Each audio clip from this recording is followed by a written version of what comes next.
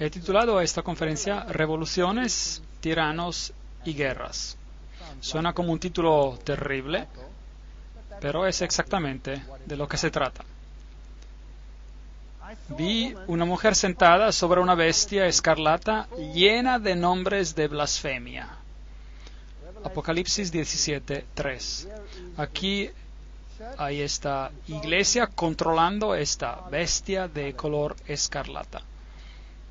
Apocalipsis 13:4 dice, y adoraron al dragón, inconscientemente, sin saber, por supuesto, que había dado autoridad a la bestia, y adoraron a la bestia, la cual ha sido definida como ese poder que gobernó por los 1260 años, luego recibió la herida mortal y gobernará nuevamente al final de los tiempos.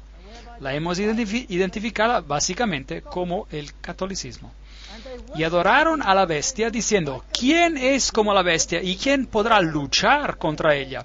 Y aquí se ven todos que se están inclinando ante esta bestia gigante, los reyes del mundo y las personas de alto rango de este planeta. Le dan homenaje, le adoran por medio de su obediencia y dándole el poder del Estado para tratar con cualquier asunto. Aquí está una cita interesante del libro Popery, Puseyism and Jesuitism, el libro Papado, Puseísmo y Jesuitismo. ¿Y a qué apuntan los jesuitas? Según ellos, solo buscan la gran gloria de Dios, pero si usted examina los hechos, encontrará que ellos apuntan únicamente a tener el dominio universal. Roma había perdido el dominio universal y la Reforma Protestante había sido un gran problema en este respecto, un gran problema. Ellos se habían vuelto indispensables para el Papa, quien sin ellos no podía existir, porque el catolicismo se identifica con ellos. Se han hecho indispensables para los gobernadores y llevan a revoluciones en sus manos. Y de esta manera, bajo un nombre u otro, son ellos quienes gobiernan el mundo. El papado se ha coronado a sí mismo gobernador del mundo entero. El Papa es el gobernador del mundo entero. Ese es el sacro imperio romano que se expande sobre todo el planeta.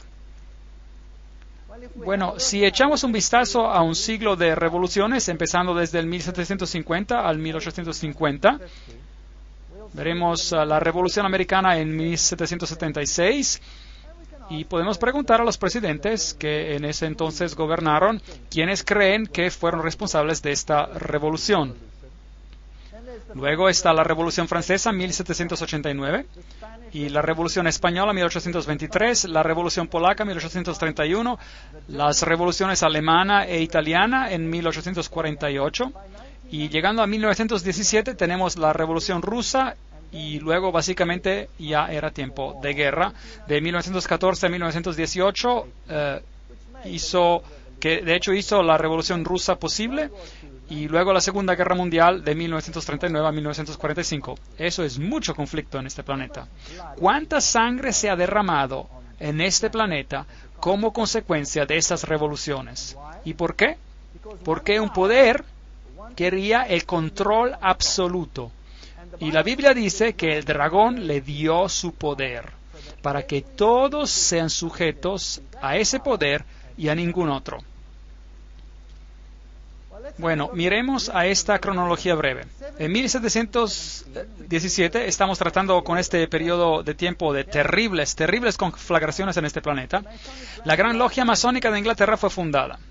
Inglaterra era una espina en la carne, era una nación protestante, así que la Gran Logia Masónica es fundada para infiltrar a este poder. 1721, la primera logia masónica fue fundada en Francia. 1731, Benjamin Franklin fue iniciado como un framasón, Benjamin Franklin.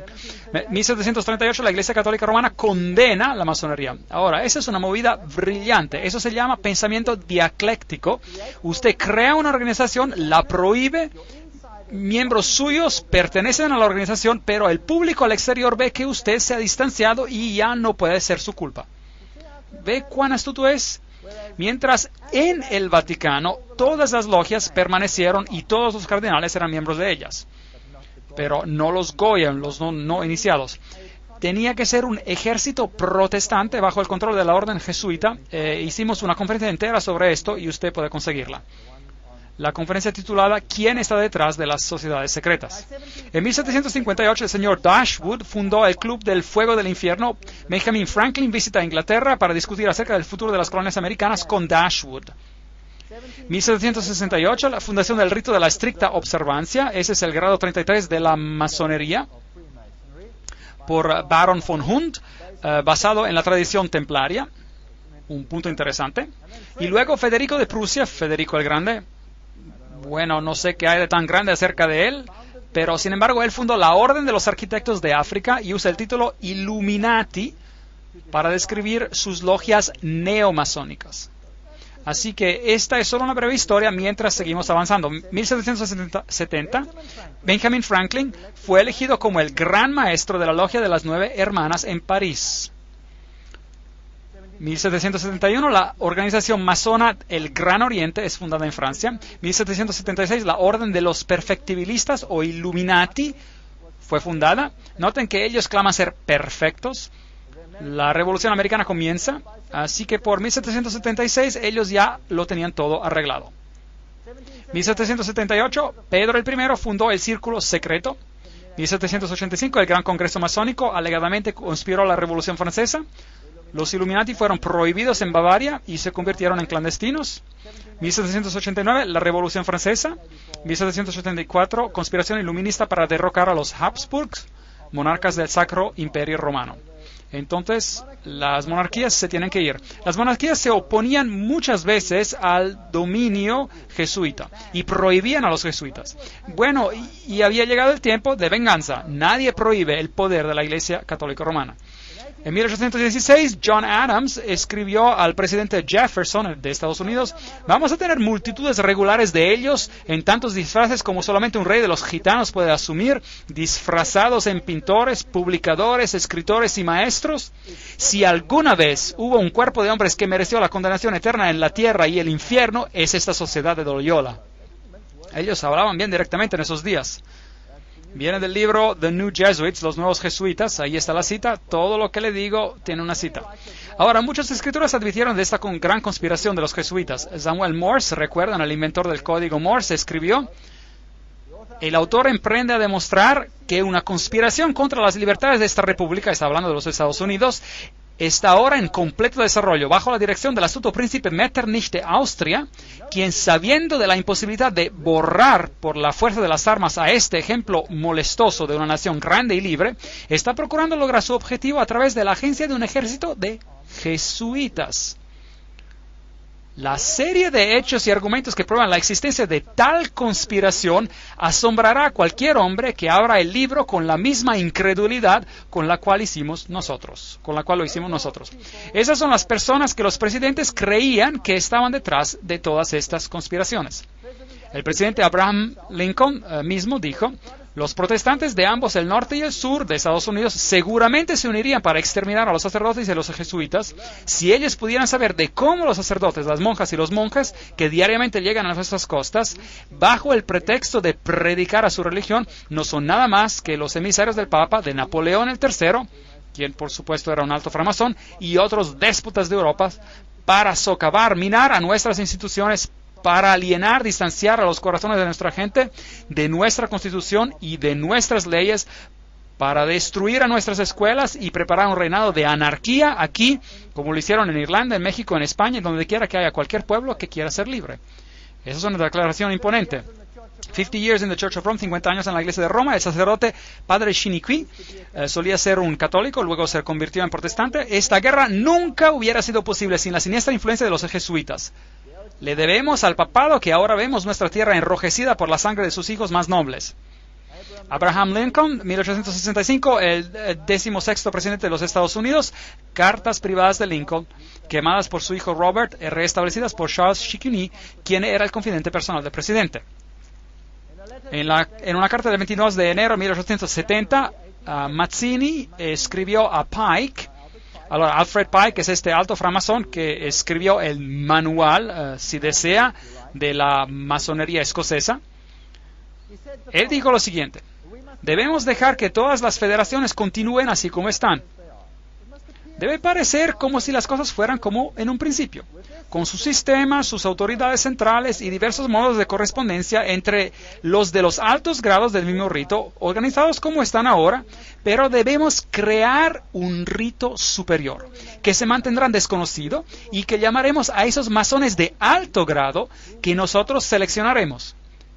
Con respecto a nuestros hermanos de la masonería, esos hombres deben ser comprometidos al secreto más estricto. A través de este rito supremo gobernaremos a toda la masonería, la cual este rito se convertirá en el centro internacional y aún más poderoso porque su dirección será desconocida. Albert Pike escribió una carta a Mazzini el 15 de agosto de 1871, en la cual él mencionó que debería haber una orden mundial, una orden donde todas las naciones estén bajo el control de una organización central. Y para poder lograr esto, planearon, y existen numerosas citas sobre esto, así que puse un número en la pantalla porque alguien dirá: no confío en esto, no confío en eso, no confío en el otro. Hay referencias allí, hay referencias aquí arriba, hay otras referencias en las otras diapositivas, así que esto viene de fuentes diferentes. Él dijo, y a propósito, esto estaba expuesto en el Museo Británico y podía ser visto allí hasta que lo sacaron. La Primera Guerra Mundial, para derrocar el poder de los zars en Rusia, el protector de la ortodoxia, de la Iglesia Ortodoxa, y provocar un Estado ateísta comunista. ¿Ocurrió eso? Sí. Ahora, eso fue escrito mucho antes de este evento. Mucho antes de este evento. Esto fue escrito en 1871. Esta guerra ocurrió en 1914. La Segunda Guerra Mundial. Eso también fue escrito mucho antes del evento, para originar entre Gran Bretaña y Alemania, para fortalecer el comunismo como antítesis a la cultura judío-cristiana y provocar un Estado sionista en Israel. ¿Alcanzaron este objetivo? Sí. De hecho, después de esta guerra, Israel en su forma presente fue restablecido bajo la protección de Gran Bretaña. Y luego, bien interesante, una tercera guerra mundial, una guerra del Medio Oriente, involucrando el judaísmo y el islam y esparciéndose a nivel internacional. Eso es fascinante. ¿Está esto en marcha? ¿Qué creen? Ciertamente suena como de que todo sigue según los planes. Otra cita. En caso de que no les guste esa cita, Mazzini con Pike desarrollaron un plan para 3 guerras mundiales para que finalmente cada nación estuviera dispuesta a rendir su soberanía nacional a un gobierno mundial. La Primera Guerra Mundial tenía que terminar con el régimen zarista en Rusia, y la Segunda Guerra Mundial era para permitir que la Unión Soviética controle Europa, y la Tercera Guerra Mundial era para llevarse a cabo en el Medio Oriente entre los musulmanes y los judíos y resultaría en el Armagedón. Interesante. Ahora, ¿cómo lo iban a hacer? Leamos lo que Albert Pike escribió acerca de esas guerras y cómo ellas serán desencadenadas. Él escribió, cita, desencadenaremos a los nihilistas y a los ateístas, es decir, a los destructores y a los ateístas, y provocaremos una catástrofe social formidable que en su horror mostrará claramente a las naciones el efecto del ateísmo absoluto, al origen del salvajismo y a la agitación más sangrienta. Entonces, por todos lados, los ciudadanos obligados a defenderse contra la minoría de los revolucionarios exterminarán a esos destructores de la civilización, y la muchedumbre desilusionada con el cristianismo recibirá la pura luz a través de la manifestación universal de la pura doctrina de Lucifer. La destrucción del cristianismo y del ateísmo, ambos conquistados y exterminados al mismo tiempo. ¡Qué plan ingenioso! Así que usted frota fricción a los dos sistemas que usted crea, uno en contra del otro. Usted crea el ateísmo como una antítesis a la cultura judío-cristiana. Tiene esos dos que chocan hasta que se consumen. Y como conclusión de este proceso, usted conseguirá una nueva orden mundial donde hay una nueva religión, la cual es mucho más exotérica, que en efecto honra a Satanás. ¿No es este un plan bien ingenioso? Bueno, es muy exitoso. Es por eso que Ordo ab Chao es el lema, la frase, si quieren, que la masonería usa. Este es uno de sus documentos. Recuerda que lo fotografié en una logia masónica. Y Weishaupt, el padre del jacobinismo, usted recordará que hablamos acerca de eso en Apocalipsis capítulo 11, y el jacobinismo era el poder que propagó la Revolución Francesa. Hablamos de esto en Apocalipsis capítulo 11, con el ataque a la Bastilla, el triunfo supuesto de la libertad, la diosa de la razón entronada en vez del cristianismo. Así que el cristianismo fue removido y otro reinado comenzó. La monarquía fue depuesta y Luis XVI y su esposa perdieron sus cabezas, la decapitación de María Antonieta, y eso puso un fin a esa monarquía. Luego Robespierre, él dirigió los clubes jacobinos y un reino de terror comenzó, que en su derramamiento de sangre y su violencia es bien comparable a cualquier cosa que hemos visto hoy. El gran filósofo, si desea, de la Revolución Francesa era Voltaire. Ahora, usted puede buscar esos hechos en cualquier enciclopedia británica. Ellos le dirán quién era Voltaire. Él era un jesuita. Ellos dirán, por supuesto, que era un jesuita renegado, rebelde, que dejó la Iglesia Católica Romana para escribir en contra de ella. No. Él solo estaba desempeñando el papel perfectamente. Ellos estaban preparando una antítesis. Usted se acuerda de la promesa que el jesuita hace, que tomaré un rol en uno o en el otro lado del campo y lo haré perfectamente siempre y cuando la Iglesia Madre gane. Bueno, sostener una pluma, es decir, escribir, es estar en guerra. El contrato social, el hombre nace libre y en todas partes él está en cadenas.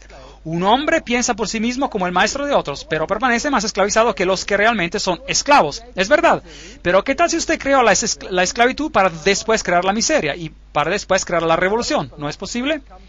Entonces los filósofos se juntan y escriben una nueva constitución para este planeta llamada Los Derechos Humanos, la Declaración de los Derechos Humanos, 1798.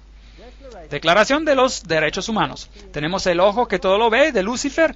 Tenemos la serpiente con la cola en la boca, la serpiente que da vida, la serpiente eterna. Luego tenemos este gracioso pequeño sombrero jacobino por allá, al final de la lanza. Echémosle un vistazo a toda por aquí. Y luego tenemos el manojo de varas atadas juntas que se llaman, ¿qué? ¿Usted se acuerda cómo se llaman? Fascie. El manojo de varas atadas juntas. Y encima de las fascie tenemos este pequeño gracioso sombrero, que era el sombrero jacobino. Y es así como se veía. Hay una mejor representación del sombrero aquí arriba. También conocido como la gorra frigia, que se utilizaba en la antigua Roma por los esclavos emancipados como una marca de su libertad, y adoptada en la Revolución como la gorra roja de la libertad. Eso es lo que ellos le dicen, eso es para los Goyim, para los que no son iniciados. Déjenme decirles lo que realmente es. Allí está. Ese es el dios Mitra, y allí está matando el toro, y está usando un perro, una serpiente y un escorpión que agarra las partes más delicadas del toro, y lo está destruyendo con animales impuros. Esta es una guerra contra Cristo. Ahora mirémoslo de un lado. ¿A qué se parece su sombrero? Es el sombrero frigio. Entonces esto es mitraísmo. Y el catolicismo es mitraísmo. El mitraísmo era la religión de Persia. Era la religión de Roma y es la religión de la Iglesia Católica Romana. Hay 7 grados en el mitraísmo.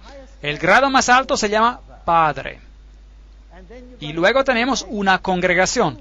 Ahora, ¿quién en la Iglesia Católica tiene una congregación y se llama Padre? El sacerdote, ¿correcto? Y él puede ser un miembro de varios grupos, y también pueden los sacerdotes católicos, pueden ser lo que quieran, pueden ser jesuitas, pueden ser franciscanos, pueden ser dominicanos, pueden ser miembros de varias otras órdenes religiosas también. Entonces, Ciro el Grande fue el primero en publicar un manifiesto de los derechos humanos.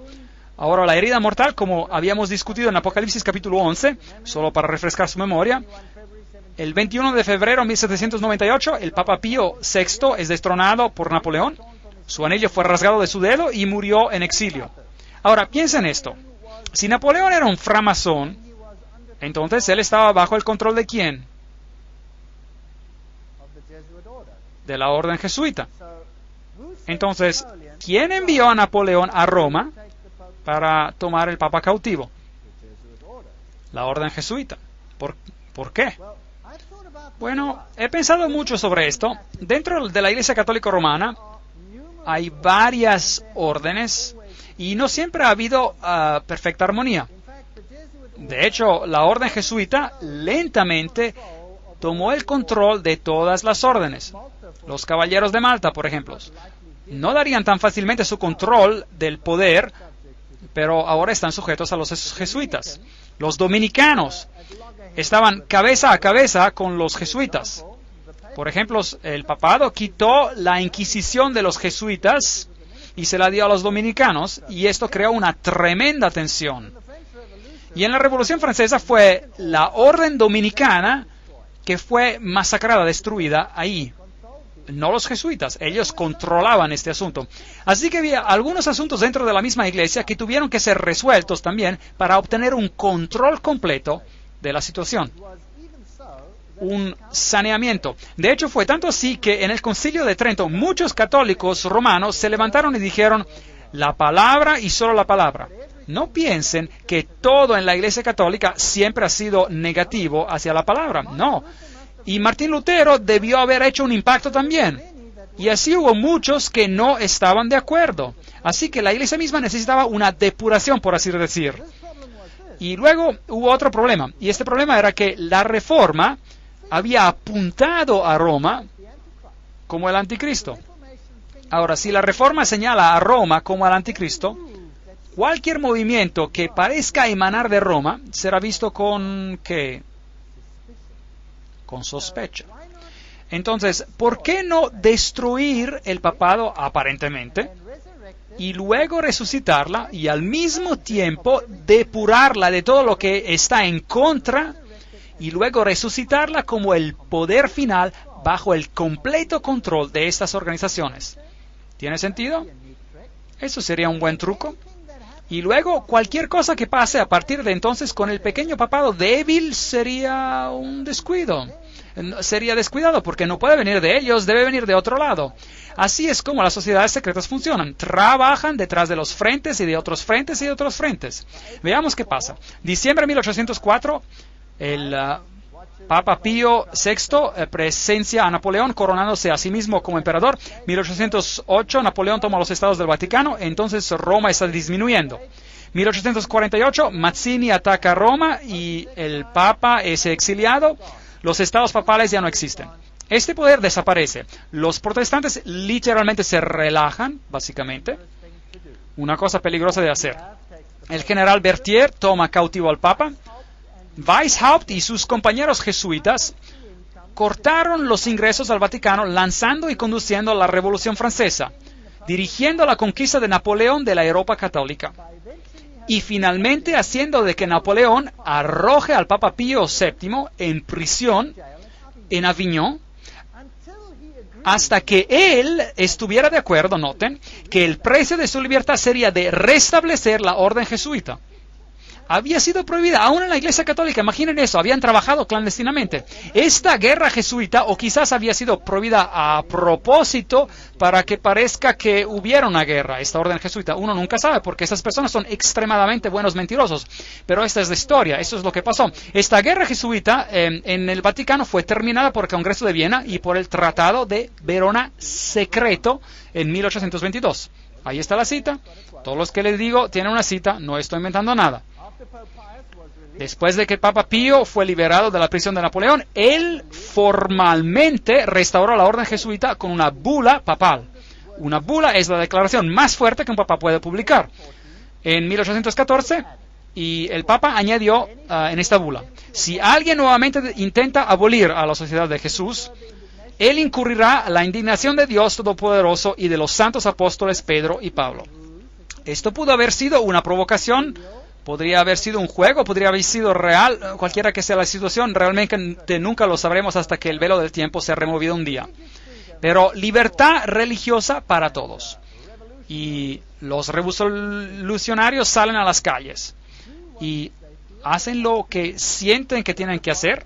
José Bonaparte, aquí está, 1768-1844, rey de España y gran maestro del Gran Oriente de Francia, logia masónica. Aquí tenemos todas las conexiones masónicas. Esto viene de un libro masónico, fuentes masónicas. Napoleón el mismo fue un alto framasón. Está haciendo guerra en toda guerra, limpiándola de las monarquías, y luego él tiene una guerra con Inglaterra. Ahora bien, ¿quién controla Inglaterra en ese entonces? Los masones. Entonces tenemos una batalla de Waterloo, y esos son los generales que pelearon en los dos lados. Michel Ney y von Grouchy están en el lado de Napoleón. Alto masón, y Napoleón alto masón también. Al otro lado tenemos al general Blücher. Aquellos que son alemanes conocerán el viejo dicho Ran wie Blücher an der Katzbach, que habla del general Blücher al río Katzbach. Él ganó una victoria sobre Napoleón ahí. Él era un alto masón. Y G. von Schmarhorst era alto framasón también. Todos ellos eran framasones. ¿Esta guerra fue realmente una guerra o una guerra planeada? Ahora, ¿quiénes son los orquestadores de la Primera Guerra Mundial? Bueno, ahí está Kaiser Wilhelm I. ¿Qué tiene puesto? Esto viene de un libro masónico. Él tiene su mandil masónico puesto. Él es un alto masón. Es lo que era. Aquí está Kaiser Friedrich el Grande. Allí está con su regalia masónica de un libro masónico. Están orgullosos que todos estos reyes eran todos framasones. Entonces, toda la situación de la guerra es planeada por framasones, quienes están siendo controlados por ¿quiénes? Por los jesuitas. Ahora, rápidamente echemos un vistazo a América. Aquí está este gran edificio, el Capitolio. Allí está la piedra angular del fundamento y dice, puesta masonamente el 17 de septiembre de 1932. Ok, en este tiempo América ya estaba controlada por la masonería. Por supuesto, las personas están totalmente inconscientes. Las instituciones continúan como antes, pero todas están siendo infiltradas.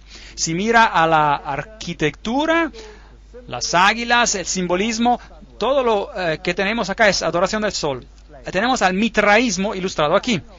El plano de las calles de Washington es masónico. Tenemos a la cabra al revés de Méndez en el plano de la calle. Luego tenemos el compás y el juego de reglas. Y todo está en bloques de 13. Y el templo masónico está en la calle 13, etc. Todo el plano de las calles de Washington está hecho masonamente. Así que está dedicada a Lucifer. Claro que las personas están inconscientes de esto. La Casa Blanca fue luego construida con este tremendo falo por ahí. Tiene una altura de 555 pies, 555, no 666 pies, número que pertenece a alguien más alto en Roma. Esto es de 555. Y ¿no es interesante que 555 es el número que Hollywood usa ¿cuál es el número telefónico que en cualquier programa de televisión o cualquier de esos? Es 5555, llame a 555.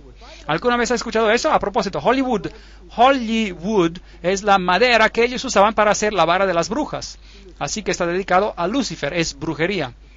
Pero eso es solo al lado del punto. Aquí está el falo. ¿Quién puso estas fundaciones? Los masones. Entonces preguntémosles lo que significa. Aquí está la enciclopedia de la masonería. No puede conseguir una fuente mejor que esta. Los obeliscos fueron originalmente erigidos en el honor al dios Sol. Esa conexión viene de la adoración egipcia del falo. Entonces allí está algo, masculino. Ya saben qué es, en la Casa Blanca. No necesitamos seguir leyendo. Está dedicado a los dioses Osiris y Isis. Y, esa es la escultura que está ahí. La estructura militar es un pentágono, que es el centro elevado del pentagrama, en el cual, por ejemplo, 13 brujas se ponen de pie, 12 alrededor de una para propagar la maldición. Entonces esto es también una estructura de la brujería. Es solo un edificio, pero tiene ciertas connotaciones. Luego Francia, el país que publicó la nueva filosofía para el Nuevo Mundo, envía un obsequio a los Estados Unidos, la Estatua de la Libertad. Preguntemos a la UNESCO qué significa. UNESCO dice, los 7 rayos emanando de la aureola de Mitra, allí está el dios Mitra, simboliza su triunfo sobre las fuerzas de la oscuridad. Ahora usted debe entender que Lucifer dice que Miguel y sus ángeles representan las fuerzas de la oscuridad, que Jehová es el diablo. ¿No es eso terrible? ¿Se recuerdan de eso? Lo estudiamos. Y aquí la UNESCO nos dice que la cabeza de la Estatua de la Libertad es adornada con los 7 rayos de Mitra. La antorcha que ella sostiene es el símbolo del sol. Esta es la antorcha de Lucifer, pues. Porque no importa si Lucifer es masculino o femenino, él es androgénito en su historia. Aquí está la piedra de la fundación. En este sitio, en el 5 de agosto de 1884, la piedra angular del pedestal de la Estatua de la Libertad iluminando al mundo. Esa es iluminación. Fue puesta con la ceremonia por William A. Brodie, el gran maestro de los masones. Así que ahí está la señal masónica ahí, y que la Estatua de la Libertad es masónica, pues. Todo parecerá ser masónico a medida que continuemos. Texe Mars escribe, elevándose sobre las brillantes pero contaminadas aguas, ella sostiene en su brazo extendido una antorcha de fuego y luz, un obsequio de la orden masónica, los herederos modernos de la herencia de los Illuminati. La Estatua de la Libertad fue esculpida por Frédéric Bartholdi, un miembro de la logia masónica de Alsace-Lorraine en París, Francia. La estatua es importante para las sociedades secretas que complotan la nueva orden mundial. Ahí está. Bueno, en 1854 el Papa Pío IX proclama la Inmaculada Concepción de la Virgen María. Ahora, María siempre ha estado allí en el catolicismo romano, pero ahora María es puesta en el mismísimo centro y es legitimada como la Madre de Dios y como una entidad en el cielo. En 1869, Pío cita el Primer Concilio Vaticano. En 1870, el dogma de la infalibilidad papal es publicado. Ahora tenemos otro Dios en la tierra. Y el ultramontanismo triunfa. Los jesuitas se aseguran de que todo el poder es concentrado en un hombre. ¿Qué pasa entonces? 1917, la Revolución Rusa. Y tenemos este interesante mensaje de Fátima. Hay una conexión con el Islam aquí, pero olvídenselo, regresaremos a eso en la siguiente conferencia. Rusia será convertida, el Santo Padre consagrará a Rusia a mí. Y luego hubo una visión del infierno, y la tercera visión era que el Papa en ese tiempo actual, Juan Pablo II, recibiría un atentado de muerte, lo cual ocurrió. Ahora, no es muy difícil, si usted ha planeado todas esas cosas desde el principio, de decir lo que pasará. ¿Ve? No es muy difícil. Ahora, veamos a los paralelos entre la Revolución Francesa de los Jesuitas y la Revolución Rusa. Ellos son los siguientes. Ambas revoluciones estaban basadas en las escrituras comunistas de los framasones Voltaire y Marx. Los jesuitas perfeccionaron el comunismo en sus reducciones misiones en Paraguay. Entonces, en Paraguay probaron si esto funcionaría o no y lo perfeccionaron ahí. Ambas revoluciones saquearon a las iglesias del Estado. Ambas revoluciones terminaron con las monarquías. Ambas dinastías, la de los Borbones y la de los Romanov, habían expulsado a los jesuitas. Ambas fueron quitadas, no iban a arriesgarse otra vez. Ambas revoluciones produjeron repúblicas en forma, pero absolutas monarquías en poder, controladas detrás de las escenas por las personas quienes estaban ahora en control. Ambas revoluciones declararon el ateísmo como la religión del Estado. Ambas revoluciones realizaron un reinado de terror por una policía secreta a forma de inquisición. ¿Y qué reino de terror crearon? Millones y millones murieron. Stalin es personalmente responsable por la muerte de millones de personas. Ambas revoluciones resultaron en dictadores militares responsables por la eliminación de los disidentes. Exactamente el mismo patrón. Si ha funcionado una vez, ¿por qué no usarlo otra vez?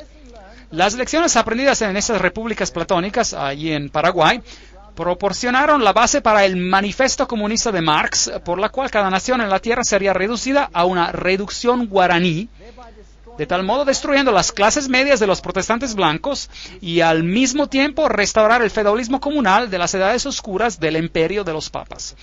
Esta es una cita, bueno, es un poco cortante, pero más o menos nos da un resumen de los hechos. Entonces, Karl Marx, en el 1844, escribió el Manifiesto Comunista.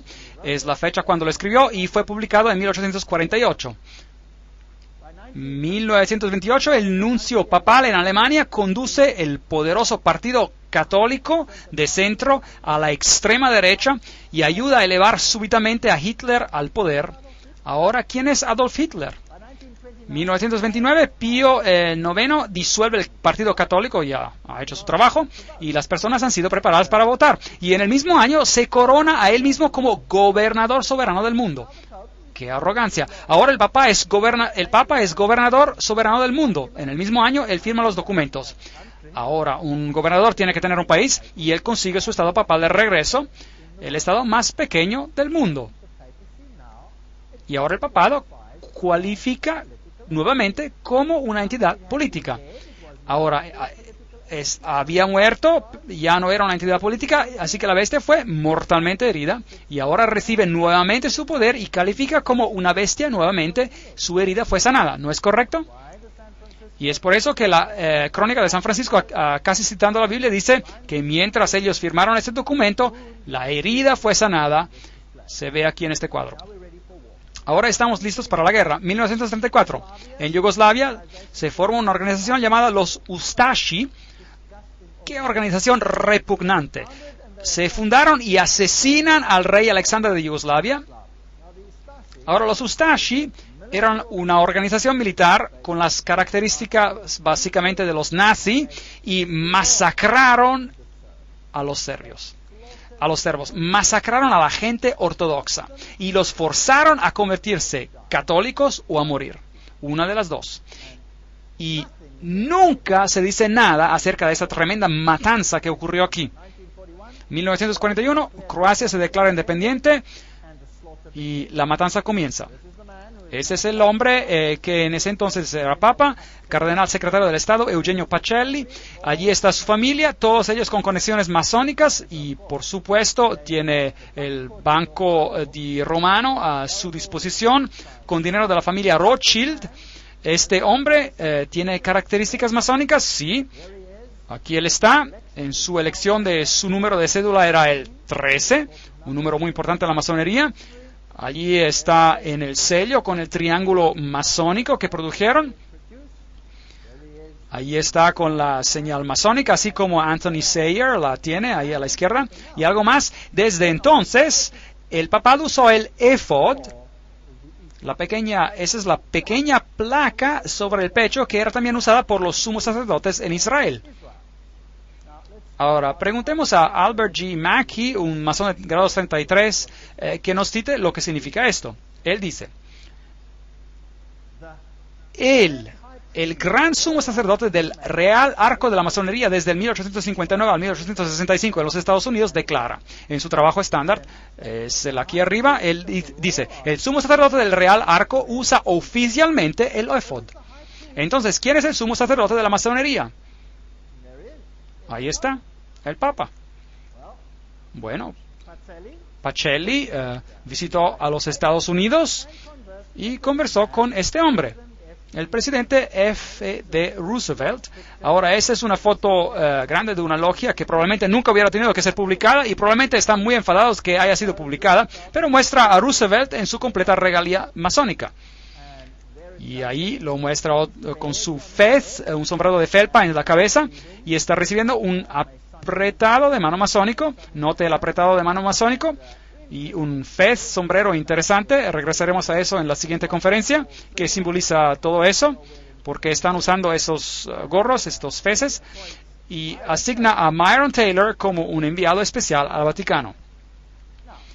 Ahora, veamos a los líderes políticos de la masonería en los Estados Unidos, y solo estoy citando de varias fuentes y también páginas de internet, y habrá diferentes fuentes aquí, así que ustedes pueden examinarlas por sí mismos para mostrarles quién está en control en este momento. Veamos, vamos a repasarlos rápidamente y vamos a ver qué grados ellos son. Bill Clinton, de grado 33, Newt Gingrich, grado 33, Bob Dole, grado 33, Jack Kemp, grado 33, Storm Thurmond, grado 33, Colin Powell, grado 33, Jesse Helms, grado 33, Barry Goldwater, grado 33, Al Gore, posiblemente grado 33.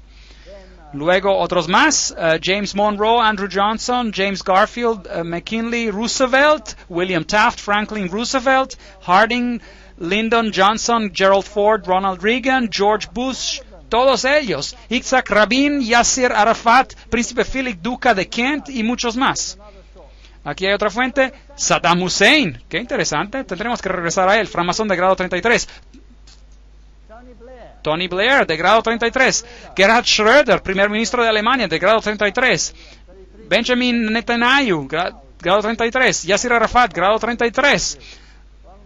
Ronald Reagan, Gorbachev, Helmut Kohl, Shimon Peres. Helmut Kohl es también miembro del Comité de los 300. François Mitterrand, 33, era de la Logia del Gran Oriente, por supuesto. Yitzhak Rabin, Willy Brandt, todos esos de los tiempos pasados eran francmasones. Algunos más. Joseph Stalin era de los Illuminati, un miembro de la Logia del Gran Oriente. León Trotsky, de la Logia del Gran Oriente. Kissinger es un miembro del Comité de los 300. J. Edgar Hoover, 33. Cecil John Rhodes, Aleister Crowley. Walt Disney era un francmasón de grado 33. Olof Palme, Al Gore, Tony Blair, Joseph Mengele. Qué interesante. Él era el asesino en masa de los nazis. Él hacía parte de los Illuminatis. Robert McNamara, usted los nombra. Todos ellos están ahí. Billy Graham. Disculpe, continuemos. Colonel John Glenn, Buzz Aldrin, todos los que ve alguna vez han estado en el espacio tienen que ser un francmasón de los grados más elevados. Edgar Mitchell y demás aquí. Hasta Francis Bacon, Lord David Owen, todos los negociadores, Richard Holbrooke. Solo estoy pasando por esta lista. Alan Greenspan, Peter Wallenberger, la reina Elisabetta, la segunda es la reina de los Bilderbergers, Príncipe Philip, la reina Beatriz, ella pertenece al Comité de los 300, Príncipe Bernard de los Netherlands, de los Países Bajos, Comité de los 300, y seguimos. Ted Kennedy, Rockefellers, David Rockefeller, Teng Hui, Barón de Rothschild, Hillary Clinton es la sexta gran dama, es una francmasona muy elevada, muy alta. Albert Pike, por supuesto, ustedes saben, Bertrand Russell, Otto de Habsburg, Weishaupt, hasta en los tiempos pasados. Aquí está Edward Hoover, el presidente Dwight Eisenhower. Ahí lo honran con el grado 33, la Gran Cruz, en una ceremonia especial en la Casa Blanca. No tienen vergüenza de nada de esto. Aquí están casi todos los presidentes de los Estados Unidos en la galería presidencial de la logia.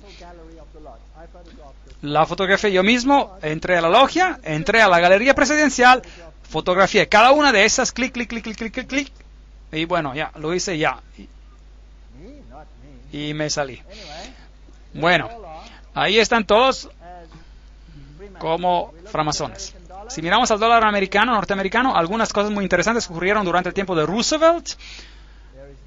Ahí está el símbolo, ahí está ese símbolo. No tenemos tiempo para todo esto. En Dios confiamos. 1. Si usted ve ese símbolo aquí, dice Annuit Ceptis Novus Ordus Seclorum.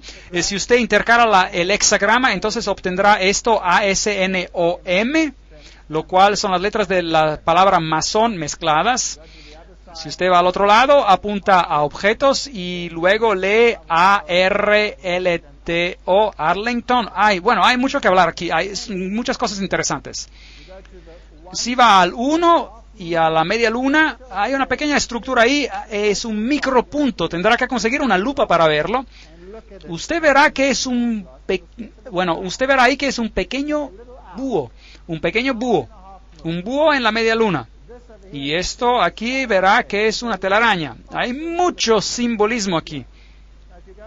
Ahora, si usted ve las monedas antiguas, verá que las deidades estaban asociadas con el búho y verá que cuando fuimos a la arboleda Bohemia, ¿qué adoraban ellos ahí? El gran búho de Bohemia. Y vimos que los presidentes de los Estados Unidos se inclinan al búho de Bohemia. Un asunto que da miedo. Ahora, mirando a este símbolo, tenemos el ojo que todo lo ve de Lucifer. Todavía no está en la base del triángulo. Cuando sea puesto, él tendrá su reino. Pero ese es Lucifer, Anui Cheptis, traducido el Dios, Novus Ordus Seclorum, traducido la nueva orden de los siglos o de las edades. Hay 13 niveles ahí. El inferior es la fecha de la fundación de la independencia de los Estados Unidos, pero también es la fundación de los Illuminati. Tenemos esta telaraña, símbolo de la nueva era. Tenemos por ahí la banda, la cinta de Lucifer. Usted lo verá por aquí, en esta iglesia católica romana, donde tenemos a Anubis, el fénix, un símbolo de Júpiter, el dios Júpiter, y la calavera y huesos, y allí tenemos la cinta, ¿la ve? Asociada con Júpiter. Está sobre la flama. Y todos estos símbolos nos cuentan una historia interesante. Al otro lado tenemos este símbolo, 9 plumas en la cola, hay 13 lanzas, hay 13 hojas, hay 13 pentagramas hechos en la forma de un hexagrama. Tenemos el águila, tenemos la declaración por aquí, e pluribus unum, fuera de muchos uno. Vamos a reunir a todas las naciones. Entonces ese es el simbolismo de una nueva orden mundial en el dólar. El mundo va a estar bajo de un gobierno central y ese gobierno va a estar bajo el control de Lucifer, no de Jesucristo. Aunque Jesucristo, por supuesto, sabe de esto y lo permite y está en última instancia en control. Él nos dice antes del tiempo que esto va a ocurrir y luego el final de la historia es que Jesús reinará sobre este planeta. En la sección previa estuvimos mirando los simbolismos del dólar americano y vimos como todos estos simbolismos son masónicos y aparecen en el dólar después del tiempo del presidente Roosevelt. Apocalipsis 13:11, después vi a otra bestia que subió de la tierra, tenía 2 cuernos semejantes a los de un cordero, pero hablaba como un dragón. Vamos a tratar con esta profecía en detalle en otra conferencia. Ejerce toda la autoridad de la primera bestia, la cual encontraremos definida como el catolicismo romano, que surgió antes, y hace que la tierra y sus habitantes adoren a la primera bestia, cuya herida mortal fue sanada. Ahora aquí hay un aliado protestante que impondría las doctrinas papales. Pero se hablará de eso en otra conferencia, una conferencia completa titulada Dos bestias se vuelven amigas. Si mira la arquitectura, es interesante. Este es San Pedro, es el edificio del Capitolio, donde está en el Senado del Parlamento norteamericano. La arquitectura es idéntica. Por supuesto, el edificio mismo fue diseñado, el americano, por la masonería, y la masonería está bajo el control ¿de quién? De la orden jesuita. Ahora miremos algunos de los simbolismos por allí y algunos de los interesantes asuntos. Ahora estamos listos para la Segunda Guerra Mundial y las 3 personas que desempeñan el rol principal entre los 6 aliados son este hombre de aquí, Winston Churchill, y él era un ¿qué? Un framasón de grado 33. Vimos que Roosevelt, en su completa regalía masónica, era un framasón de 32 o 33 grados.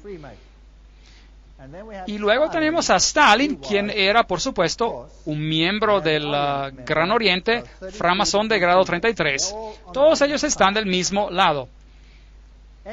Extracto de un informe por el embajador Harriman en Moscú al Departamento del Estado en Estados Unidos del 30 de junio de 1944.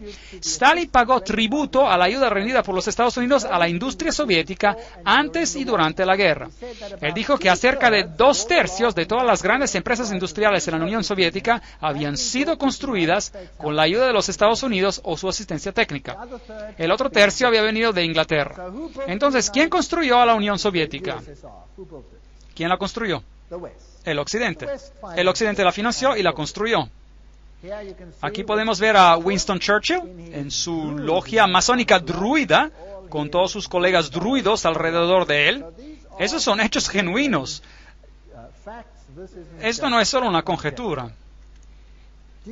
¿Usted se recuerda del ataque japonés a Pearl Harbor? Bueno, afortunadamente ya los 50 años del acta de secreto ya se pasaron y ahora está comprobado como un hecho, porque esto ha sido revelado, que ellos sabían que Pearl Harbor iba a ser atacado. ¿No es correcto? Y decidieron no hacer nada acerca de esto. ¿Por qué? Porque ellos necesitaban un accidente para comenzar una guerra. La Constitución americana no les iba a permitir de entrar en una guerra. Necesitaban un incidente, un accidente, y lo crearon. De hecho, eso es un asesinato en masa de su propia gente. ¿No es correcto? Porque ellos sabían acerca de esto. Esto es conocimiento público, esto está en las noticias. Los 50 años de secreto han terminado. Ya nadie puede negarlo, ya es un hecho. Así que América ya una vez ha matado a miles de su propia gente para permitir que algo llegara a ser posible que no era posible antes.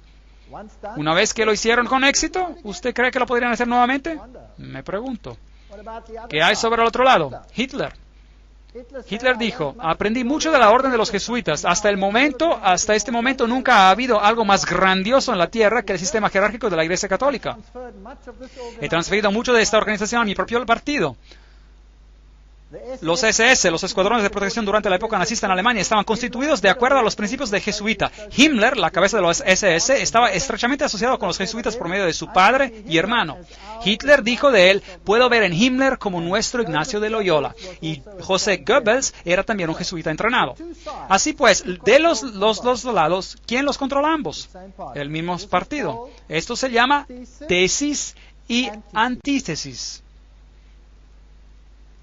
Goebbels, Himmler, estas personas eran jesuitas, eran fascistas. Adolf Hitler, fascista, usando el simbolismo del dios Sol, la cruz maltesa, los símbolos del dios Sol. Aquí él está con Hindenburg mismo, por supuesto un masón. Estas cosas fueron completamente planeadas, ganando la juventud a su lado. Una de las personalidades católicas principales para ayudar a Hitler al poder fue Franz von Papen. Y Franz von Papen, por supuesto líder del Partido Católico, ayudó en la subida repentina de Hitler al poder. Entonces la Iglesia Católica ayudó en la subida repentina de Hitler al poder. Y estas fotos son compuestas a propósito, tienen un significado masónico, pero regresaremos a eso más tarde. El Reichsadler, el águila del Reich, escondida como el símbolo masónico. Y la supuesta feliz alianza al principio, que luego se deteriora. Aquí vemos el saludo con las actividades masónicas asociadas con él. Aquí él está junto con los líderes de la iglesia. Y aquí puede ver a los cardenales saludando a Hitler con el saludo nazista de Heil Hitler. Así que la iglesia estaba muy envuelta con el movimiento nazi. Aquí hay todo un grupo de cardenales dando el saludo nazi de Heil Hitler. El Papa y el Führer. Usted se recordará que incluso hasta el día de hoy hay un tremendo enojo por el Papa Pío, que ahora, de hecho, ya está en su vía hacia la santidad, gracias a su conexión con el movimiento nazista. Bueno, aquí está el nuevo Reichsbischof, Ludwig Müller, el protestante que saluda a Hitler con un buen apretón de manos. El anterior obispo protestante ya no estaba en vida porque Adolf Hitler lo había ejecutado. Entonces este debió haber sido una marioneta en el contexto religioso. Así que los católicos y los protestantes uno al lado del otro. Ahora, entienda lo que es guerra. Pensemos en la guerra. ¿Quién es el problema en términos de la Iglesia Católica? Primeramente, la Iglesia Ortodoxa del Este había sido un problema. La Primera Guerra Mundial resolvió este problema. El zar había sido removido y la Iglesia Ortodoxa había sido sujetada, al igual que todas las iglesias, para hacer que se vea correcto, por el comunismo ateístico.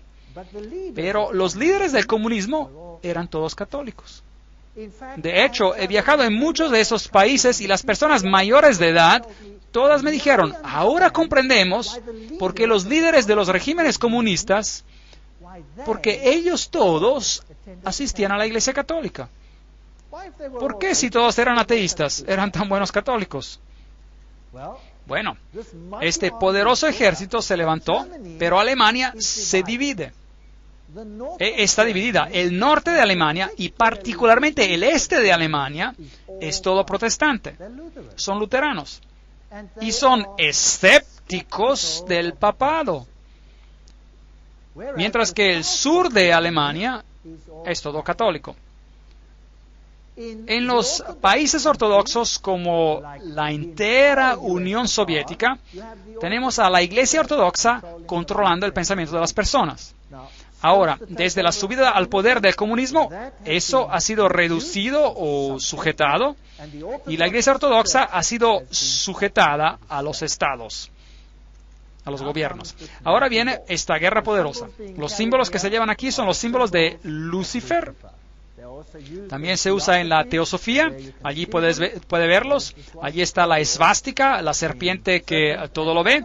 Y Adolf Hitler mismo era un tremendo ocultista. Por supuesto, como un iniciado jesuita lo tenía que ser. Pero, por supuesto, su vestimenta, su máscara exterior de religión era el catolicismo. Usted encontrará la misma esvástica en el pie de Buda. Como les dije antes, fue un sacerdote jesuita, el padre Stempfle, y no Hitler, quien realmente escribió Mein Kampf, Mi lucha, el libro. Así que un jesuita escribió el libro. Los SS tienen los mismos símbolos como la sociedad secreta de calavera y huesos. La calavera con sus huesos cruzados, Meine Ehre heißt Treue, mi honor significa lealtad, fidelidad. Los SS habían sido organizados por Himmler de acuerdo a los principios de la orden jesuita y se convirtieron básicamente en la nueva, si desea, Inquisición. Y cualquiera que no obedeciera al sistema era destruido. Ahora, se lee mucho en la literatura sobre los 6 millones de judíos que fueron destruidos. Pero no leemos nada sobre más de 2,5 millones de personas de las más brillantes en Alemania. Todos los profesores, todos los alemanes inteligentes y altamente educados, quien fueron matados por Adolf Hitler. Hombres pensadores no pueden ser tolerados en tales regímenes. Degradar el pensamiento individual. Debemos de tener de un lado siervos y del otro la élite. De un lado a los goyems, el ganado, y del otro los super iluminados. Y muy irritante. Recuerden que la revista jesuita Civiltà Católica, medio de comunicación de los jesuitas, dice muy francamente, el fascismo es el régimen que corresponde más estrechamente a los conceptos de la Iglesia Católica. El fascismo es fascinante. Bueno, disculpen el retruécano, pero bueno, el fascismo tiene un líder central. Y ven, el Papa, finalmente, un líder central, control total sobre las personas, aunque la gente cree que está libre, porque consiguen todo lo que requieren. A diferencia del comunismo, ellos pueden tener derechos de propiedad, pero los derechos de propiedad están entre comillas, y regresaré más tarde a eso en otra conferencia, en caso de que usted haya sido engañado a creer esto. Ahora, aquí están las fascie, el manojo de varas acompañado por una hacha o por una lanza que simboliza el poder sobre la vida y la muerte, llevado por el oficial romano como un símbolo de autoridad. Bajo la República, el cónsul o pretor, cuando comenzaba una expedición, tomaba sus votos en la colina Capitolina, donde ahora se encuentra el Vaticano, de hecho, un hecho bien simbólico. Si él era aclamado imperator, en otras palabras, un líder por sus tropas, él cubría su fascia con un laurel y a su vuelta depositaba la corona sobre la colina de Capitolina. Todo conduce a Roma. Qué historia fascinante. Así que, donde usted encuentre los fascie, usted debe saber que Roma está detrás de esto. Los regímenes fascistas usan los fascie, así que los fascie pueden parecer como una hacha, o un hacha que puede ir a través, o puede ser una lanza, como lo era en la Revolución Francesa. Estas son las fascie. Ahora, ¿dónde encontramos las fascie? Un letrero para la campaña de 1888 para el candidato de la presidencia de Grover Cleveland. Benjamin Harrison lo derrotó, pero más adelante él ganó. Cleveland fue reelegido a un término no consecutivo de presidencia. Allí está en su águila en pie de 2 fascie. ¿Lo ven? El fascismo ocultado en los Estados Unidos. ¿Sabía que los Estados Unidos debería estar alejado como el cielo de la tierra en cuanto al fascismo? Bien, bueno, eso es fascinante. El edificio del Capitol en los Estados Unidos, si usted va a la cumbre, eso es el resultado. Fascie, fascie, fascie. Así que los Estados Unidos finalmente se convertirán en un estado fascista. Nadie hubiera creído eso hace 50 años, hace 100 años atrás, hace 10 años atrás, quizás ni siquiera 5 años atrás. Hoy, ¿cómo se ve? Hay control poderoso del Estado sobre cada uno, así como en los tiempos de los SS en Alemania. Si usted se mueve, está saliendo de una nueva ley, la cual vigilará a la gente del Estado. ¿Sí o no? Sí, el proyecto de ley llamado Patriota. ¿Ha escuchado de eso? Hay toda clase de leyes interesantes saliendo. Ahora, ¿de qué tipo de gobierno es ese? Interesante. Ahí está. ¿Sabía que las fascie aquí, la fascie detrás de la tribuna del podio de la Casa de Representativos en Washington, D.C., ¿las ve? Note, detrás de las sillas aparece un hacha dorada. Allí está. Y el hacha y las fascie. Así que de siempre lo saben. Solo están esperando por la oportunidad, pujando el tiempo. Monedas romanas antiguas con los fascie. Aquí está una fascie detrás de una moneda de 10 centavos en América, con una llama allí. Una fascie en el dólar americano.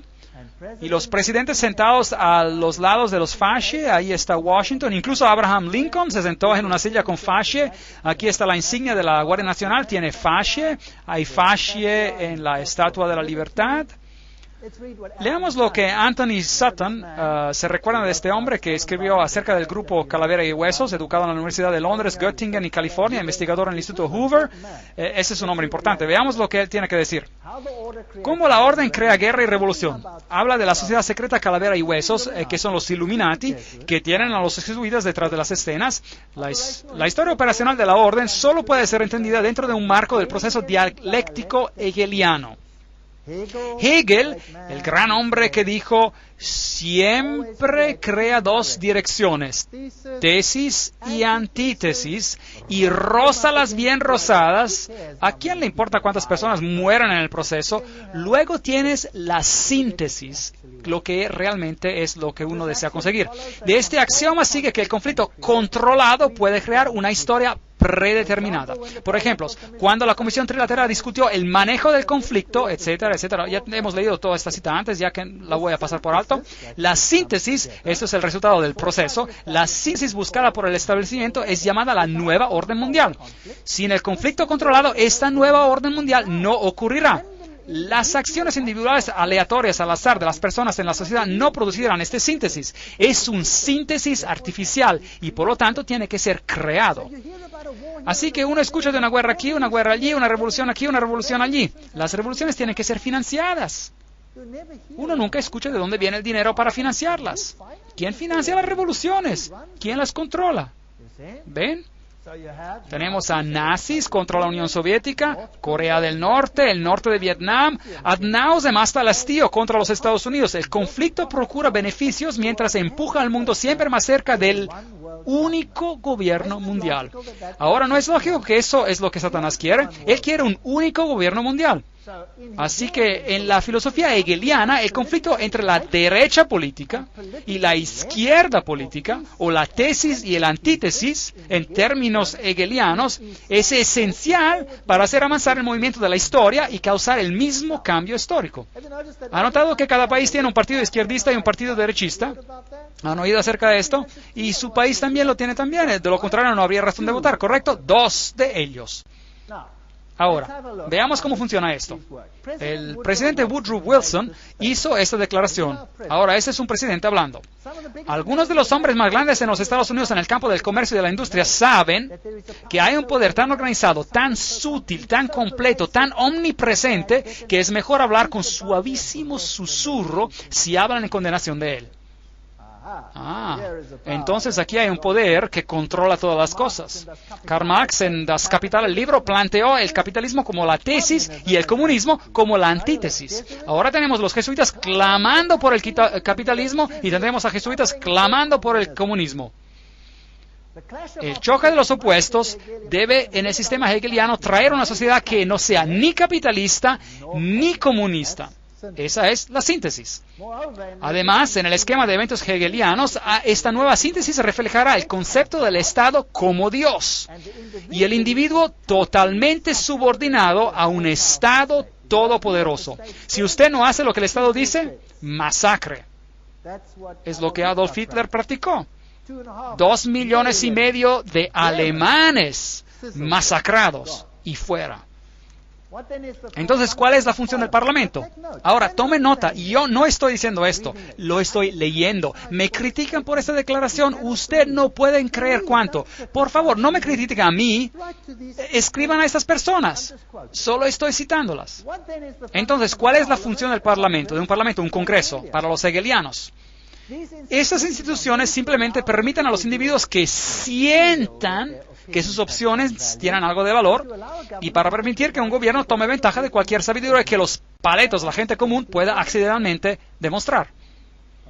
Bien, ahora veamos cómo Hegel mismo describe esto. Este es ahora el gran filósofo Hegel, delante de quien los políticos se inclinan. Él dice, por virtud de esta participación y presunción, con su opinión general, individuos pueden mostrarse palpablemente eficaces y gozar de la satisfacción de sentirse que cuentan por algo. En otras palabras, nosotros somos simplemente unos estúpidos, unos idiotas. Si usted vota, ¿por quién está votando?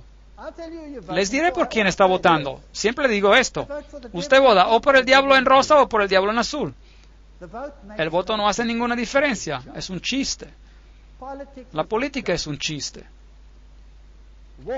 Guerra. El conflicto organizado de las naciones por los hegelianos es solo el resultado visible del conflicto entre ideas. Como John Dewey, el querido hegeliano de la educación moderna, él está, de hecho, en control de toda la educación en el Nuevo Mundo, y dice, la guerra es el predicador más eficaz de la vanidad de los meros intereses limitados. Pone un fin a ese egoísmo egocéntrico del individuo, por el cual él clama a su vida y a su propiedad como suya o de su familia. ¿Entendieron eso? Ahora, seguramente Roma no piensa así.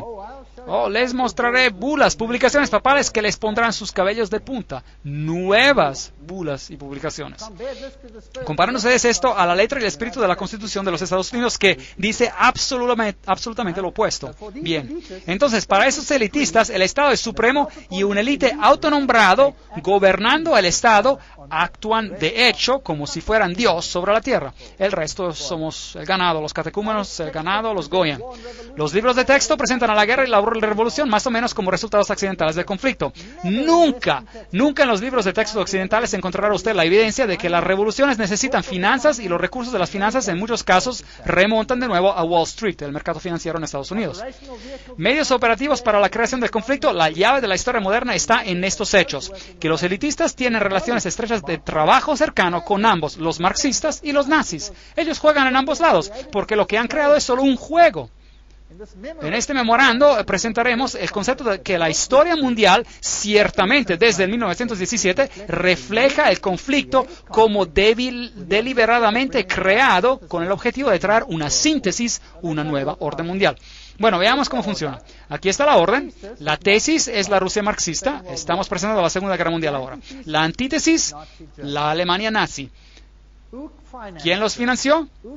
¿Quién financió a los rusos? La empresa Guarantee Trust. ¿Quién financió a los nazis? La empresa Guarantee Trust. Y luego tenemos a la compañía Harriman, antes llamada Harriman y compañía, etc. Y las mismas personas aquí. Harriman financió a los intereses nazis. Las mismas personas financiaron a los ambos lados.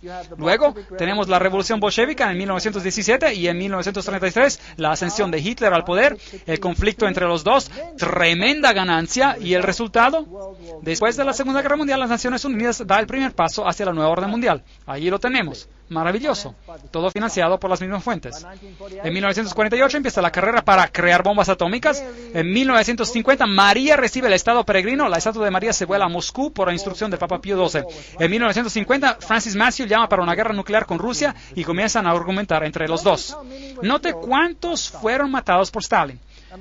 Entre el 1.766.188 víctimas hasta el comienzo de 1922, números obtenidos de los documentos soviéticos, cerca de 5.000 eran sacerdotes, maestros, monjas, etc., de la Iglesia griega ortodoxa. Tan pronto como la persecución se extendió a los millones de luteranos, reformados, bautistas, metodistas y especialmente a los cristianos menonitas, la circulación de la Biblia no está solo estrechamente prohibida, pero es también castigada severamente. Eso es lo que Stalin hizo. Stalin mató a millones. ¿Escuchamos de 6 millones de judíos? Bueno, piensen en términos de 30, 40, 50 millones de personas cuando usted piensa en Stalin, el más gran asesino en masa que jamás se haya visto. Y Foster Dulles, presidente Kennedy, ¿cuál es la historia ahí? Bien, aquí está Kennedy, se casó con esta dama joven, Jacqueline Kennedy, y ellos, los jesuitas, están preparando a Estados Unidos para un tremendo conflicto para el fin. Y cada presidente tiene que jugar su rol. Finalmente, este presidente muere y este otro sube a la presidencia, Lyndon Johnson. Pero ¿sabían algo importante? Un presidente tiene que jurar sobre la Biblia cuando asciende. ¿Sabían que Lyndon Johnson rehusó jurar sobre la Biblia? ¿En qué juró entonces?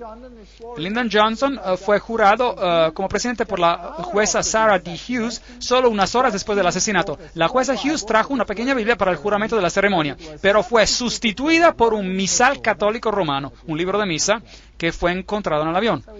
Entonces él juró sobre un misal católico romano y rehusó jurar en la Biblia. ¿No les dice algo todo esto? ¿No es interesante? Yo lo encuentro muy interesante. Ahora, ¿por qué este presidente Kennedy tuvo que irse? Después de todo, era un católico romano. ¿Es posible que no todos los católicos romanos son tan fácilmente engañados? Aquí está la limusina mientras avanza. Aquí tenemos a la señora Kennedy ayudando al agente de servicios secretos, Clint Hill, a subirse a la parte trasera del coche, donde el presidente fue disparado. Y aquí están las rosas que ella recibió. Muy interesante.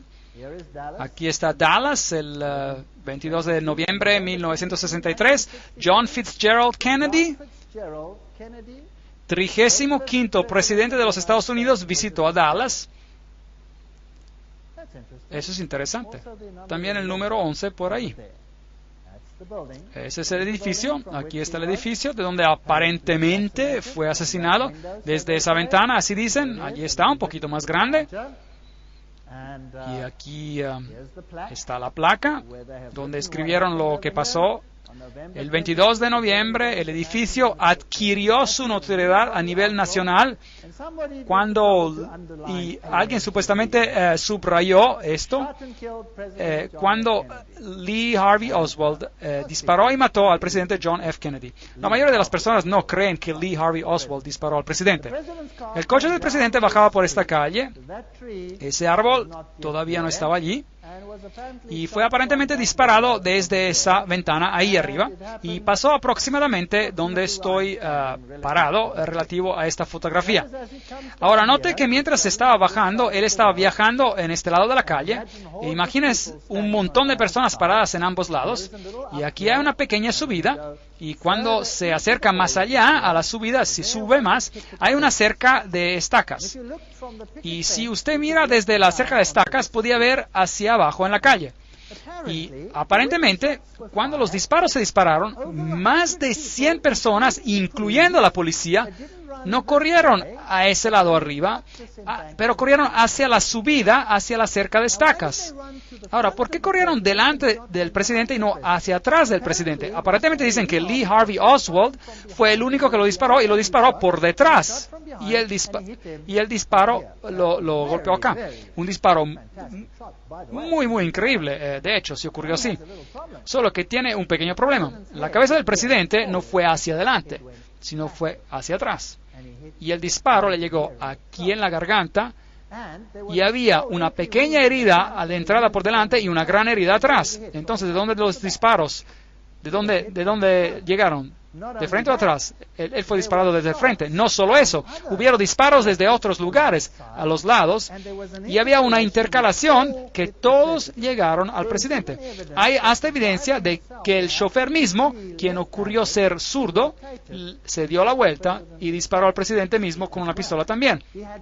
El presidente recibió disparos múltiples. De los testigos que corrieron hacia la valla de estacas, más de 100 de ellos, casi todos ellos, excepto por una o dos damas, de las cuales se le hizo burla, fueron asesinados también. ¿No es extraño? ¿No cree usted que sería extraño que todos los testigos murieron de manera extraña? Bueno, este es uno de los más grandes encubrimientos que probablemente jamás ocurrió. Aquí está la valla de estacas y cuando usted mira ahí, es así como estaba. Allí detrás de la cerca dispararía y sería la vista desde la cerca. Ahora estoy pretendiendo de estar ahí, yo tomé la foto yo mismo. La cruz estaría ahí, así que él dispararía al presidente a esta corta distancia y le dispararía de la parte lateral y enfrente. Ahora es interesante que la cabeza del presidente se sacudió hacia atrás y a su izquierda. Así. Eso significa que él debió ser disparado del lado frontal, ¿correcto? ¿No es eso lógico? Ahora, ¿estoy diciendo esto o es un conocimiento público? Eso es conocimiento público. Y aún así es denegado por el gobierno, porque tienen un culpable, Lee Harvey Oswald. Allí está el lugar donde Kennedy murió, directamente desde la valla de estacas. Ahora, veamos cómo JF Kennedy murió y veamos la producción de la televisión sobre este asunto y luego usted hará su propia decisión. El título del video: Dallas, Texas, 22 de noviembre de 1963. Presidente John F. Kennedy asesinado 37 años después. El pueblo americano aún no sabe la verdad. Engaño, engaño, engaño. Regresemos a ese día en Dallas. La fecha era un 22 de noviembre. La hora, poco antes de mediodía. Primero había una gran muchedumbre, pero mientras la caravana de automóviles se acercaba a la Plaza Elite, es aquí donde la caravana de automóviles violó las propias reglas de los servicios secretos. Mientras el auto daba una curva, bajó su velocidad de 40 millas por hora a 7 millas. Fue precisamente allí que los golpes se dispararon. Por 6 segundos, los ocupantes en el carro de Kennedy fueron golpeados por las balas. Kennedy se agarró de su garganta. La cabeza de Kennedy explotó, empujada por una gran fuerza hacia atrás y hacia la izquierda. Entonces, y solo entonces, el auto del presidente aceleró rápidamente y siguió. Lyndon Johnson, el nuevo presidente, ordenó a una comisión federal de investigar el crimen. La comisión Warren nos ha dado la versión oficial. Lee Harvey Oswald había actuado solo. Pero si todos los 3 disparos habían venido de atrás, entonces ¿por qué la cabeza del presidente voló hacia atrás? ¿Por qué tantas personas, incluyendo a policías, no corrieron hacia el almacén de libros donde estaba Oswald, pero hacia la cerca? Si la comisión de Warren estaba en lo correcto, ¿por qué tantos testigos alegaron ver algo completamente diferente del informe oficial? Hasta unas 177 personas murieron simplemente por saber demasiado. El momento en que Kennedy fue matado, un encubrimiento masivo entró en operación. Testigos fueron amenazados y muchos de ellos asesinados. Jean Hill entrevistada inmediatamente después. Un disparo salió y él se agarró del pecho, hubo un intervalo y 3 o 4 disparos más se escucharon. La limusina ya había acelerado. Con nosotros ahora está Jean Hill, quien estuvo más cerca del auto del presidente que cualquier otro durante los disparos. Señorita Hill es una profesora de primaria en Dallas y ha estado en constante temor de su vida por los últimos 29 años. Comprendo que 2 hombres, alegando de ser agentes de los servicios secretos, la interrogaron después del asesinato. ¿Qué le preguntaron? Me preguntaron lo que había visto. Les dije que había visto la cabeza del presidente, que vi a un francotirador desde el montículo, la subida, y que escuché de 4 a 6 disparos. Pero ellos me dijeron que solo escuché 3 disparos. ¿La entrevistó alguna vez la comisión de Warren? Oh, sí, fui entrevistada por nuestro inspector, quien, trató mucho de desacreditar todo lo que dije. Él me acusó de muchas cosas, desde una aventura amorosa mezquina, de buscar fama, o simplemente de estar mintiendo. Habla el inspector del asesinato. Hemos encontrado los hechos reales y ciertamente nadie en los pasados 25 años ha comprobado que nuestras conclusiones básicas son incorrectas. Fue el inspector quien vino con lo que llaman la teoría de la bala mágica, que hace ver cómo una bala se fue a través de ambos Kennedy y el gobernador de Texas, John Connally. La bala fue más tarde descubierta virtualmente intacta en la camilla del hospital de Connally. La verdad, si hubiese sido conocida, si hubiese salido, hubiera revelado de que sí había una conspiración. Una conspiración para matar al presidente necesitaba una persona a quien echarle la culpa, alguien quien tomaría la culpa. Hubo muchas cosas que supuestamente usted no debería haber visto, como la prueba de parafina dada a Oswald que probó con seguridad que Oswald no había disparado con un arma en aquel día. O la cámara espía encontrada en las posesiones de Oswald, emitida a él por el gobierno de Estados Unidos. O la carta de Oswald a nuestro señor Hunt, pidiéndole cuál era su siguiente tarea. El único señor Hunt del que sabemos, en este caso, es el señor Howard Hunt de los servicios secretos americanos, quien compartía la misma oficina con Oswald en Nueva Orleans, la oficina que pertenecía a Guy Bannister, el jefe de la Policía Federal Americana. No solo estaba de dirección a los supuestos folletos pro Castro de Oswald, pero la cuenta de Oswald usaba para imprimir los folletos pertenecía a los servicios secretos americanos. Howard Hunt con los servicios secretos americanos, Guy Bannister con la Policía Federal Americana y Lee Harvey Oswald, todos en la misma oficina. Aquí está una teoría de cómo el presidente Kennedy fue asesinado. La caravana de automóviles de Kennedy fue preparada para dos curvas, llevándolo directamente a una triangulación. El primer disparo vino desde la valla de estacas. Llegó a la garganta de Kennedy. El segundo disparo vino desde el edificio Daltex, al lado del edificio del almacén de libros. Este entró en la espalda de Kennedy. El tercer disparo vino desde la esquina sureste del edificio del almacén de libros y vino desde el séptimo piso. Llegó al gobernador Connolly. El cuarto disparo vino desde el edificio Daltex, falló un poco, golpeó a la acera hiriendo a una persona que estaba allí. El quinto y el sexto disparos fueron disparados casi simultáneamente desde el almacén y desde la valla de estacas. Ambos llegaron a la cabeza de Kennedy, uno desde arriba, moviéndolo hacia adelante, y luego, uno instante después, uno desde el frente, arrojándolo hacia atrás. Otra teoría incluye al chofer, el agente secreto William Greer, como uno de los francotiradores. Miren al chofer cuidadosamente. Aquí usted ve al pasajero en el frente dándose la vuelta y mirando al presidente en vez de saltar atrás para asistirlo, y él se gira hacia adelante. El chofer ahora está dándose la vuelta. El arma viene a la vista y dispara. Usted verá esto repetidamente en esas secuencias. Kennedy había sido disparado en la garganta y él está inclinándose hacia su izquierda. El chofer ahora empieza a darse la vuelta. Su brazo izquierdo está sobre su hombro derecho y ahora dispara. Nuevamente usted ve al chofer darse la vuelta y ve que el arma se expone a la vista. Él está dándose la vuelta nuevamente, el arma se expone a la vista y él dispara. Usted puede ver claramente su cabeza darse la vuelta y luego su brazo y el arma extendiéndose a la vista sobre su hombro derecho. Una de las primeras actividades de William Greer, el chofer, después de que la limusina presidencial llegó al hospital de Parkland, fue de obtener un cubo y una esponja y agua y comenzar a lavar la sangre y pedazos de cerebro de la limusina del presidente. Hay una nueva teoría acerca del asesinato de John F. Kennedy. Un científico del gobierno indica que las cintas audio de la policía proveen nueva evidencia de que hubo un segundo francotirador. Si pudiera ser probado que el sonido en la cinta fue un disparo y que de hecho vino desde la subida de hierba, entonces proveería algo de evidencia de que hubo un segundo francotirador además de Harvey Lee Oswald. Pero hasta ahora pocos están de acuerdo con la conclusión hecha por Thomas. Hola. Sí, Ray, adelante, por favor, hable. Me gustaría saber por qué ha tomado tanto tiempo para obtener esta información y que la verdad sea expuesta.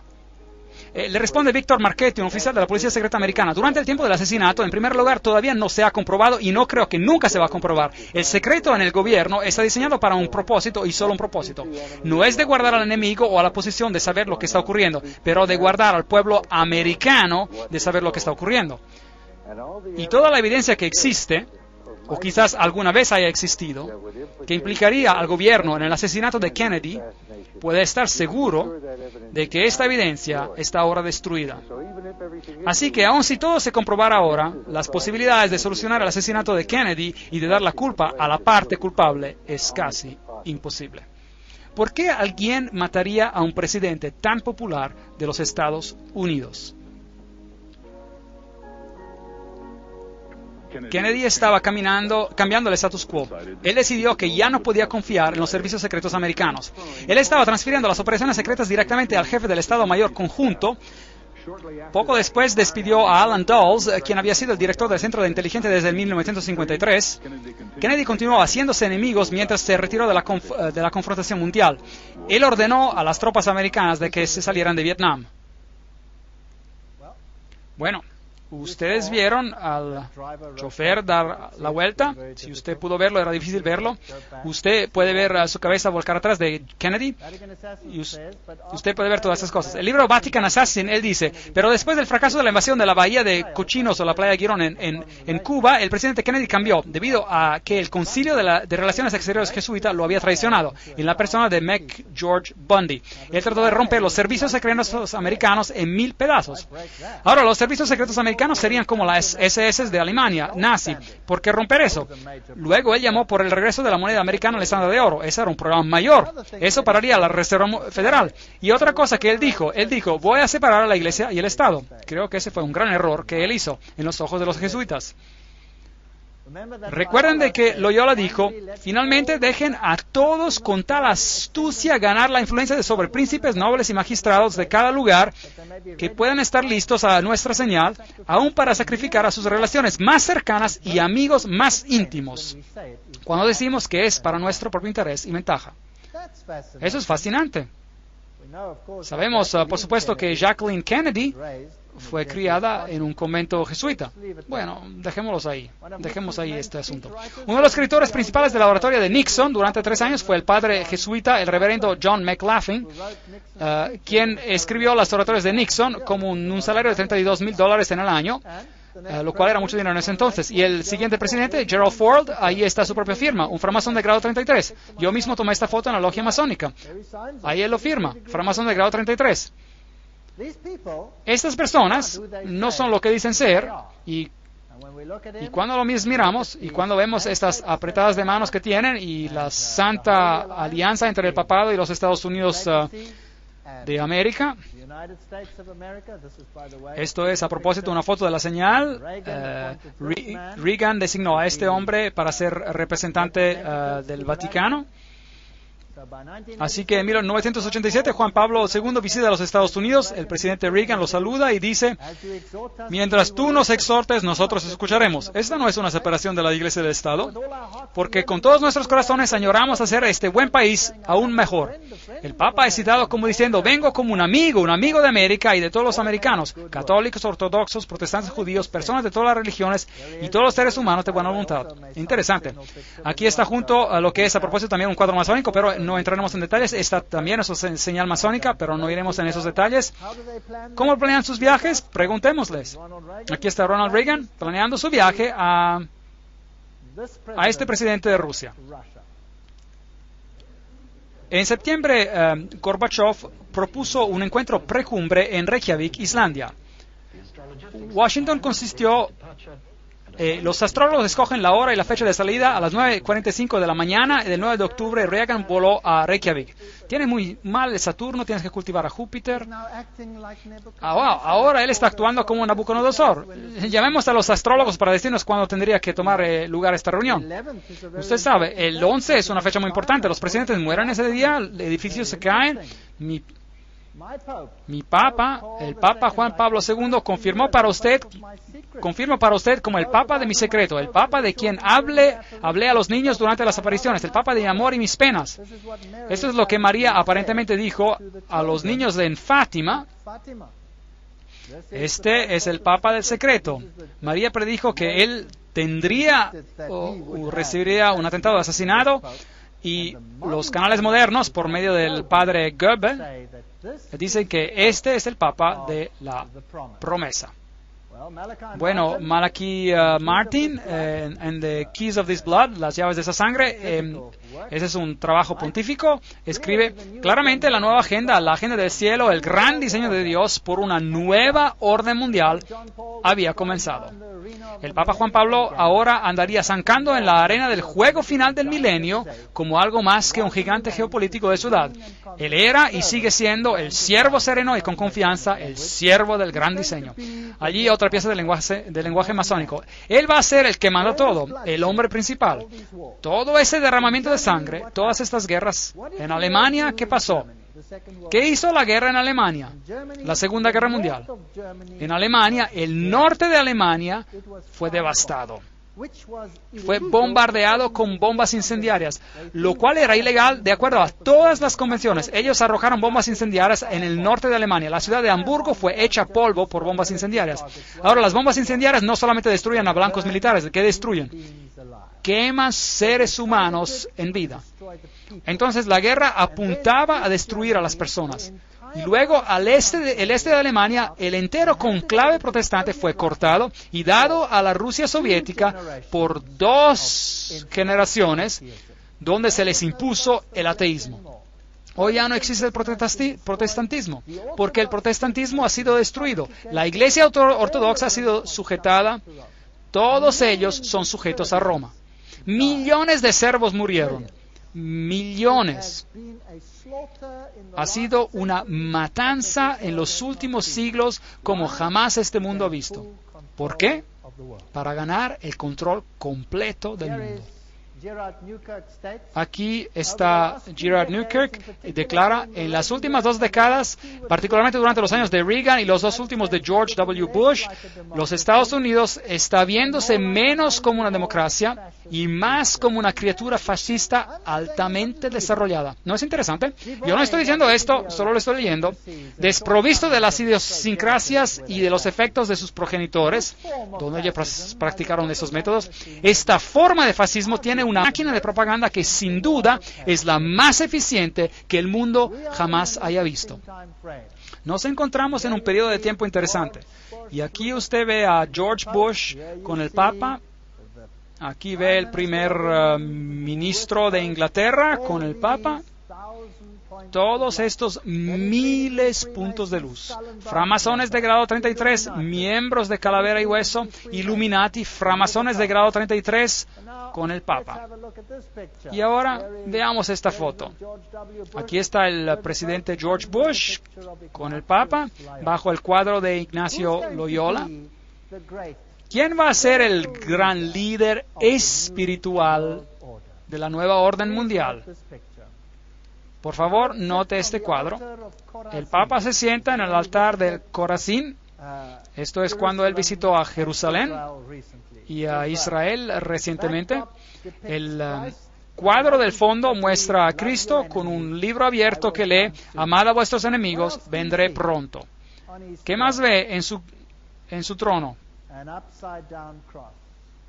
Una cruz volcada. Allí está también el Papa con una cruz volcada, un símbolo de la victoria de Lucifer sobre Jesús. Ese es un triste estado de asuntos y vimos a las enseñanzas del iluminismo, vimos a las enseñanzas de la orden masónica, vimos a las enseñanzas de las sociedades secretas y vimos que Lucifer es su Dios. Así lo dicen ellos mismos. ¿Y qué tenemos que hacer? Salir de ella, mi pueblo. Salid de ella, mi pueblo, para que no sean partícipes de sus pecados. Creo que estamos en el umbral de la historia.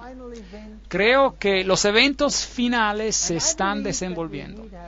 Y creo que no necesitamos temer, porque Dios dijo que Él les daría la oportunidad de mostrar sus intenciones verdaderas. La apostasía final contra Dios terminará en la victoria más grande que el universo jamás haya visto y el reino de Dios muy pronto vendrá.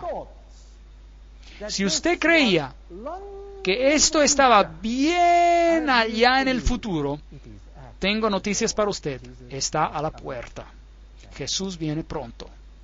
Gracias.